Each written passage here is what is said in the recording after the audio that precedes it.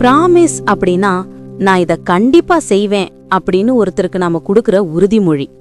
இன்னும் சொல்ல போனா நம்முடைய வார்த்தை மீது மத்தவங்க வைக்கிற நம்பிக்கை தான் பிராமிஸ்.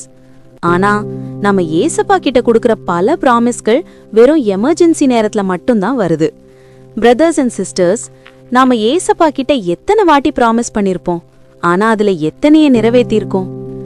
ஏதாவது ஒரு பிரச்சனை வரும்போது இல்லனா ஏதோ ஒரு பயம் வரும்போது டக்குன்னு சொல்லிருவோம், ஏசப்பா இந்த ஒரு வாட்டி மட்டும் என்ன காப்பாத்துங்க, நான் இனிமே தப்பே பண்ண மாட்டேன், டெய்லி ஜெபம் பண்ணுவேன்னு. ஆனா அந்த பிரச்சனை தீந்த அடுத்த நிமிஷம் நாம கொடுத்த பிராமிஸ நாமளே மறந்துட்டு பழையபடி வாழ ஆரம்பிச்சிருவோம். ஏசப்பா நாம கொடுக்கிற பெரிய பெரிய பிராமிஸ விட நாம சொல்ற சின்ன உண்மையை தான் விரும்புறாரு.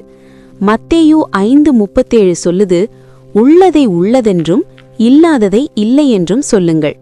அவர்கிட்ட பொய் பிராமிஸ் பண்ணி ஏமாத்த வேண்டிய அவசியம் இல்ல.